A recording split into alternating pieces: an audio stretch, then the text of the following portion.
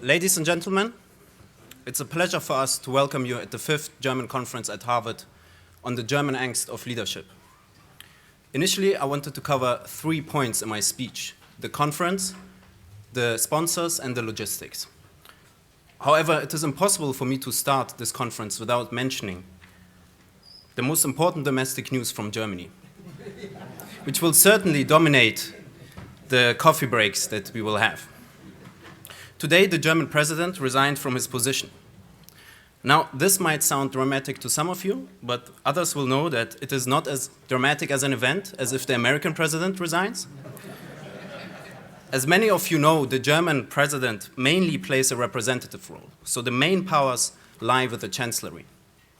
So even though the president has resigned, the day-to-day operations of the government will not be affected. Don't worry.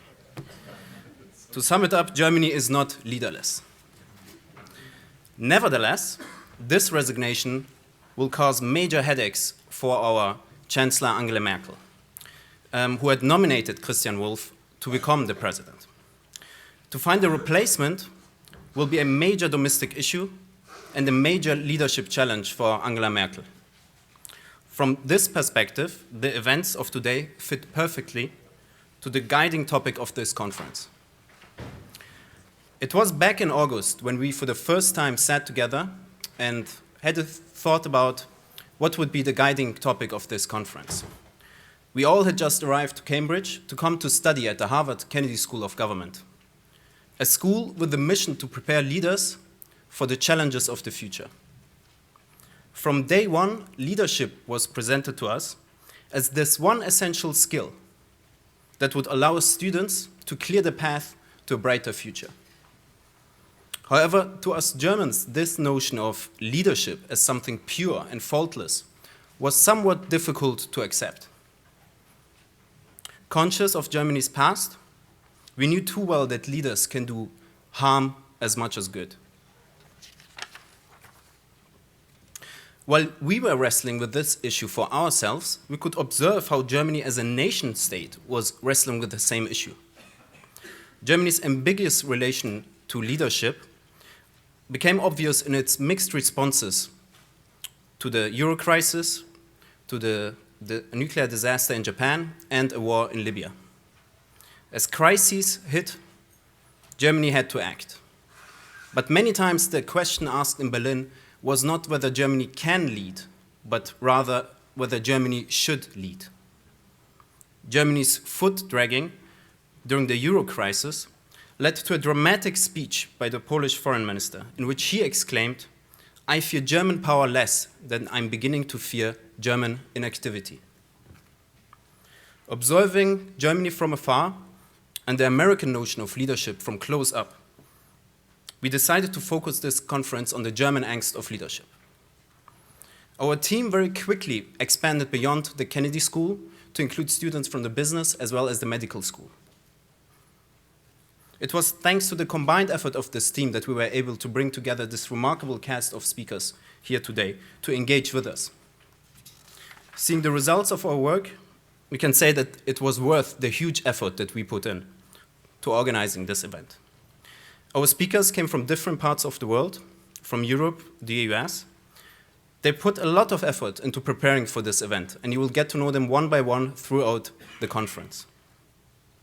While we have succeeded in attracting top leaders to create a dialogue here with us, we were not quite as successful in attracting as many women from leadership positions as we had liked to. We are aware of this shortcoming, and we will try to attract more next year. Today, volunteers from all across Harvard and neighboring institutions support us. Without their help, this conference as such would not have been possible. So in the name of the organizing committee, I would like to extend our thanks to them and say thank you for their effort.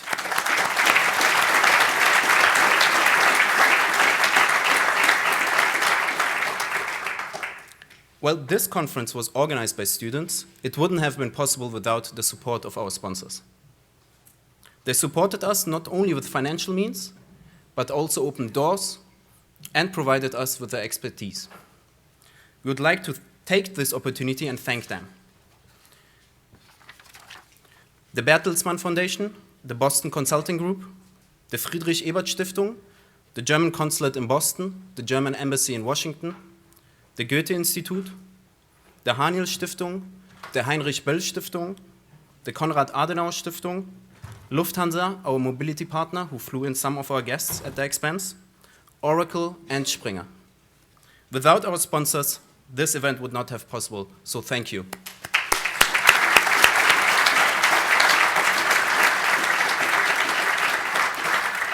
Now I come to my last point on the logistics of this event. As you have realized, we have spread the conference across Radcliffe Yard. Speeches and panels will be held here at Longfellow Hall, while there will always be a live stream into Radcliffe Gym, which will act as our networking hall. In the gym, you will find coffee, the stands of our sponsors, and a wardrobe. This is the place where you can follow the conference while enjoying a chat and having a coffee. You will also have the chance to win 2 flight tickets to Europe at the Lufthansa stand, if you're interested. Our aim is to have a constant flow of conference participants between the 2 halls, so that you can enjoy both experiences. Therefore, we would like to ask you not to try to reserve any seats here. This being the German conference, we will try to impress you by always starting and ending on time. This has failed already, but we will still try our best to get there. So please make sure to grab a seat a few minutes before the official starting time here at the Longfellow Hall. Members of the organizing team all have a blue badge, so if you have any questions, if you have anything that you want to talk to us, please approach us. And now I feel honored to have the opportunity to introduce our first keynote of this year, Mr. Klaus Kleinfeld. Mr. Kleinfeld is Chairman and Chief Executive of Alcoa, a world leader in the production and management of aluminum. He was born in Bremen, Germany, and studied at the universities of Göttingen and Würzburg. He holds a PhD in strategic management and a master's degree in business administration. Before he joined Alcoa in 2007, Mr. Kleinfeld had a 20-year career with Siemens, where he was president and CEO of the US subsidiary and later became the CEO of the parent company. In addition to his work with Alcoa, Mr. Kleinfeld was appointed by President Obama to become the chairman of the US-Russia Business Council, which is dedicated to promoting trade between the 2 countries. Certainly a big honor for a foreigner in the US. His international leadership experience, working at the top echelons of business, and his intimate knowledge of Germany and the US give him remarkable insight into the guiding topic of this conference. Mr. Kleinfeld, we are looking forward to your opening speech on today's leadership challenges and German Angst. It is a great pleasure to welcome you, and the stage is yours.